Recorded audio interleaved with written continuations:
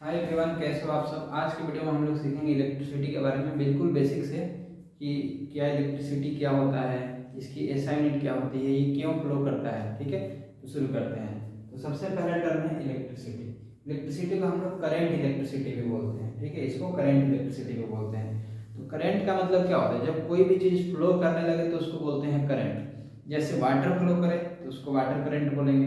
ठीक है, तो जैसे जैसे वाटर फ्लो करे तो उसको वाटर करंट बोलेंगे। वैसे ही जब चार्ज फ्लो करे तो उसको करंट बोलते हैं, या तो करंट इलेक्ट्रिसिटी बोलते हैं। ठीक है, तो इलेक्ट्रिसिटी के पीछे का जो मेन वजह है ये होता है चार्ज। और चार्ज में कौन सा, इलेक्ट्रॉन। तो इलेक्ट्रॉन जब किसी कंडक्टर में फ्लो करे, जैसे कि ये कंडक्टर है, ये कोई मटेरियल है, इसके अंदर जब इलेक्ट्रॉन फ्लो करे, तो जब इलेक्ट्रॉन फ्लो करेगा तो इसको क्या बोलेंगे, इसको इलेक्ट्रिसिटी बोलेंगे। ठीक है, लेकिन बात यह है कि इलेक्ट्रॉन फ्लो क्यों करेगा। ठीक है, इलेक्ट्रॉन फ्लो क्यों करेगा, तो इलेक्ट्रॉन को फ्लो करने का मेन वजह है पोटेंशियल डिफरेंस। ऐसा समझिए, जैसे कि पानी फ्लो कैसे करता है, लेवल जब ऊपर नीचे होता है तो जैसे पानी हमेशा ऊपर से नीचे की तरफ जाता है। जैसे मान लो यहाँ जमीन पे पानी गिरा देंगे तो जिधर नीचे होगा लेवल उधर ही पानी जाएगा ना। वैसे हमेशा वाटर हाई से लो की तरफ जाता है। ठीक है, पानी हमेशा हाई से लो की तरफ जाता है। वैसे एयर का बात करें तो एयर हमेशा हाई प्रेशर से लो प्रेशर की तरफ जाता है। ठीक है, एयर भी प्रेशर डिफरेंस की वजह से मूव करते रहते हैं, हमेशा बढ़ते रहते हैं हवा। कैसे, हाई प्रेशर से लो, जैसे यहाँ पे हाई प्रेशर है, यहाँ लो प्रेशर है, तो हमेशा एयर यहाँ से यहाँ की तरफ जाएगा, हाई से लो की तरफ जाएगा। ठीक है, तो जैसे एयर वाटर फ्लो करता है वैसे ही इलेक्ट्रॉन भी फ्लो करते हैं, इलेक्ट्रॉन भी मूव करते हैं। तो यहाँ पे मूव करने का जो मेन वजह है ये है पोटेंशियल। पोटेंशियल इसको धक्का देके आगे ले जाता है, पोटेंशियल की वजह से इलेक्ट्रॉन मूव करते रहते हैं। ठीक है, अब जैसे यहाँ और यहाँ के बीच में पोटेंशियल डिफरेंस है, पोटेंशियल इसको आगे बढ़ाएगा इलेक्ट्रॉन्स को। ठीक है, आगे बढ़ाने की वजह से ये मूव करना शुरू कर देगा। तो मेन वजह है इलेक्ट्रिसिटी फ्लो होने का पोटेंशियल। पोटेंशियल जितना ज्यादा होगा उतना ही ज्यादा इलेक्ट्रॉन्स फ्लो होंगे। पोटेंशियल जितना ज्यादा होगा उतना ही ज्यादा इलेक्ट्रॉन्स फ्लो होंगे। जैसे 12 वोल्ट हो, 12 वोल्ट का पोटेंशियल हो तो थोड़ा सा कम इलेक्ट्रॉन जाएगा। और वहीं 220 वोल्ट हो और ज़्यादा होगा, 440 वोल्ट और ज़्यादा होगा। जैसे इंडियन रेलवे चलती है तो इंडियन रेलवे चलती है 25,000 वोल्टेज पे, 25,000 वोल्टेज पे, तो वहाँ बहुत ज़्यादा इलेक्ट्रॉन्स फ्लो हो रहा होता है। इसलिए कभी भी गलती से यदि टच हो जाए रेलवे के वायर तो बचना तो इम्पॉसिबल है, क्योंकि वहाँ पे पोटेंशियल ज़्यादा है। मतलब एक चीज़ तो हमें समझ में आ कि जितना ज़्यादा पोटेंशियल होगा उतना ही ज़्यादा चार्ज फ्लो होगा। ठीक है, तो इलेक्ट्रिसिटी का मेन वजह क्या होगा, पोटेंशियल। आप देखते हैं इसके बारे में थोड़ा सा। पोटेंशियल, इसका इलेक्ट्रिसिटी को हम लोग लिखते हैं आई से। ठीक है, और आई इक्वल टू होता है charge upon time, charge upon time. और यहाँ लिख देता हूँ इलेक्ट्रिसिटी या current. Current equal to charge upon time. Current को लिखते हैं आई से और चार्ज को क्यू से और टाइम को टी से। एक फॉर्मूला बन गया I equal to Q by T. जैसे देखिए, यदि 1 कूलम का चार्ज 1 सेकेंड में जाता है कहीं, यदि किसी कंडक्टर से 1 कूलम का चार्ज 1 सेकेंड में पास करे तो उसको क्या बोलेंगे, 1 एम्पियर। इस चार्ज को बोलते हैं 1 एम्पियर। तो 1 एम्पियर चार्ज में कितने इलेक्ट्रॉन्स होते हैं, 1 एम्पियर चार्ज में होते हैं इलेक्ट्रॉन्स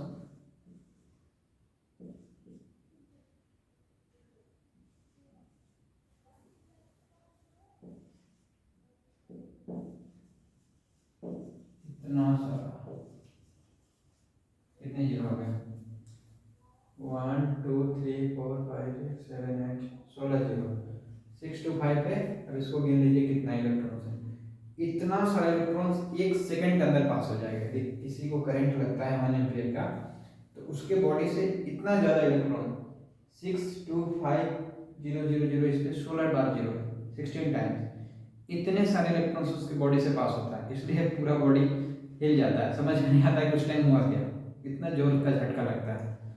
इसलिए इसको स्टैंडर्ड फॉर्म में लिख दिया जाता है 6.25 इंटू 10⁻18 इलेक्ट्रॉन, मतलब 1 कूलम चार्ज में इतने इलेक्ट्रॉन्स प्रेजेंट होते हैं। 1 coulomb equals to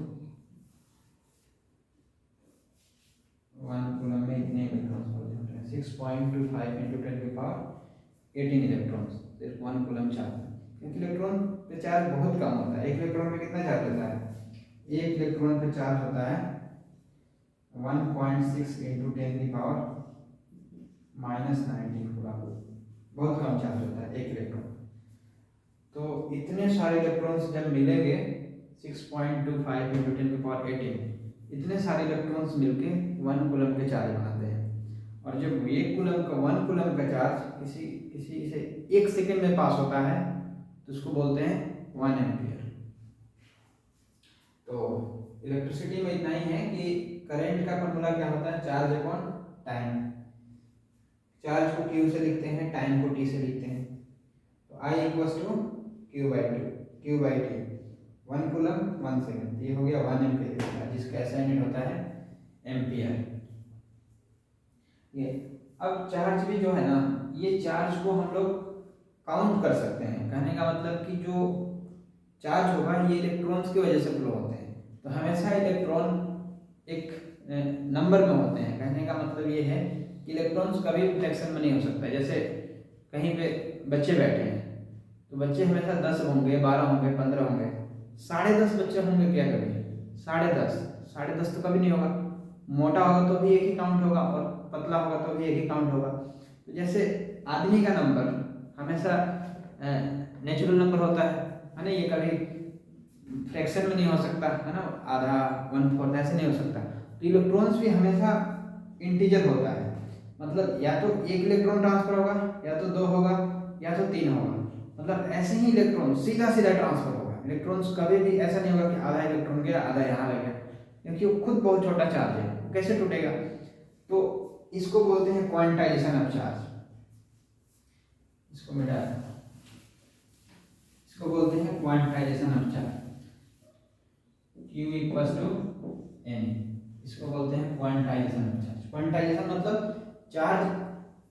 charge is always integral multiples of the minimum charge present on 1 electron.